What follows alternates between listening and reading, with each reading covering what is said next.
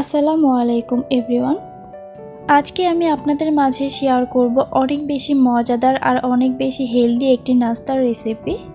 আমরা কিন্তু একই রকম নাস্তা খেতে খেতে একদম বিরক্ত। এর জন্য এরকম একটি ভিন্ন ধরনের রেসিপি যদি তৈরি করে নেওয়া যায়, ছোট বড় সবাই কিন্তু এই রেসিপিটি অনেক বেশি পছন্দ করবে। আপনারা চাইলে বাচ্চাদের টিফিন বক্সেও এই হেলদি নাস্তাটি দিতে পারেন। ওরা কিন্তু এই নাস্তাটি অনেক বেশি মজা করে খাবে। আশা করছি রেসিপিটি আপনাদের কাছে খুবই ভালো লাগবে।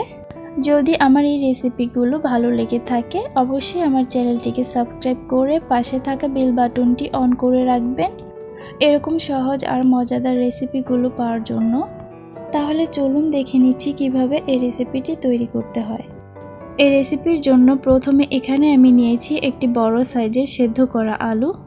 আলুগুলোকে খোসা ফেলে এরপর 4 টুকরো করে আমি সেদ্ধ করে নিয়েছি। এবার আমি একটা গ্রেটারের সাহায্যে এই আলুগুলোকে গ্রেট করে নিচ্ছি। এই আলুগুলোকে খুব ভালো করে গ্রেট করে নিতে হবে। এখানে যেন বড় কোনো টুকরো না থাকে। আপনাদের সুবিধার্থে আপনারা চাইলে এখানে হাত দিয়ে অথবা কাঁটা চামচ দিয়ে ম্যাশ করে নিতে পারেন। আমি সবগুলো আলুই খুব ভালো করে ম্যাশ করে নিয়েছি। এবার আমি একটি মিক্সিং বোলে গ্রেট করা আলুগুলোকে নিয়ে নিচ্ছি। এবার এই সেদ্ধ আলুগুলোর মধ্যে দিয়ে দিয়েছি 1/4 কাপ বাঁধাকপি কুচি, আর দিয়েছি 1/4 কাপ গাজর কুচি। এবার দিয়ে দিয়েছি 1/4 কাপ টমেটো কুচি। এবার দিয়ে দিয়েছি 2 টেবিল চামচ পেঁয়াজ কুচি। এখানে সবগুলো সবজি একদম মিহি কুচি করে কেটে নিতে হবে। এবার আমি এর মধ্যে দিয়ে দিয়েছি 1 টেবিল চামচ ধনিয়া পাতা কুচি, আর দিয়েছি 1 চা চামচ কাঁচামরিচ কুচি।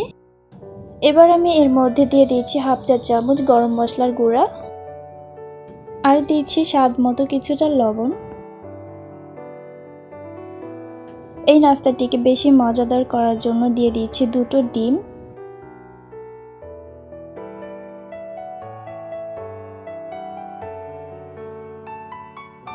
এবার আমি দিয়ে দিয়েছি এখানে 1 কাপ ময়দা। আপনারা চাইলে এখানে ময়দার পরিবর্তে আটাও ব্যবহার করতে পারেন। হাতের কাছে আটা অথবা ময়দা যেটাই থাকুক, খুব সহজেই তৈরি করে নেওয়া যাবে। আমি এখানে সবগুলো উপকরণ দেওয়ার পর এবার আমি একটা হ্যান্ড উইচ দিয়ে খুব ভালো করে সবগুলোকে মেখে নেব। এটাকে একটু হালকা নাড়াচাড়া করে দেওয়ার পর এবার আমি দিয়ে দিচ্ছি অল্প পরিমাণে পানি। এখানে আমি অল্প অল্প করে পানি দিয়ে হ্যান্ড উইচ দিয়ে নাড়াচাড়া করে নিতে হবে। এই ময়দাটাকে অল্প অল্প করে পানি দিয়ে লিকুইড একটা ডো তৈরি করে নিতে হবে। একদম বেশি পাতলা করা যাবে না। তবে এখানে আপনারা আপনাদের পছন্দ অনুযায়ী সবজি ব্যবহার করতে পারেন, যে সবজিগুলো খুব তাড়াতাড়ি সেদ্ধ হয়ে যায়। এটাকে খুব ভালো করে নাড়াচাড়া করে লিকুইড একটা ব্যাটার তৈরি করে নিয়েছি। এবার আমি এই ব্যাটারের ঘনত্বটা দেখাচ্ছি কেমন হয়েছে। এটাকে আমি একদম পাতলাও করিনি, একদম ঘনও করিনি। এবার আমি চলে যাচ্ছি এই সবজি পরোটাগুলো ভেজে নেওয়ার জন্য। এর জন্য চুলাতে আমি একটি ফ্রাই প্যান বসিয়ে দিয়েছি। এই ফ্রাই প্যানের মধ্যে অল্প পরিমাণে 2-3 ফোঁটা তেল দিয়ে একটু ব্রাশ করে নিচ্ছি। এবার আমি গোল একটি চামচের সাহায্যে ময়দার কিছুটা মিশ্রণ প্যানের মধ্যে দিয়ে দিচ্ছি। এবার আমি গোল করে একটু চারদিকে এই ব্যাটারটাকে একটু ছড়িয়ে দিচ্ছি। যেহেতু এই ময়দার মিশ্রণটাকে আমি একটু ঘনই রেখেছি, এর জন্য চামচের সাহায্যে একটু গোল করে শেপ করে দিতে হবে। চুলার আঁচটা লো মিডিয়ামে রেখে এই পাশটা কিছুক্ষণ সময় ধরে ভেজে নিতে হবে। যখন কিনা পরোটার উপরের কালারটা চেঞ্জ হয়ে আসবে তখন কিছুটা অল্প পরিমাণে তেল ব্রাশ করে দিতে হবে। এই পাশটায় অল্প পরিমাণে তেল ব্রাশ করে দেওয়ার পর এবার আমি এটাকে উল্টিয়ে দিচ্ছি। এই পাশটা কিছুক্ষণ সময় ধরে এটাকে একটু নাড়াচাড়া করে ভেজে নিতে হবে। এবার এই পাশটায় অল্প পরিমাণে তেল ব্রাশ করে দিচ্ছি। এখানে আমি অল্প পরিমাণে তেল দিয়েই কিন্তু এই নাস্তাগুলো তৈরি করে নেব।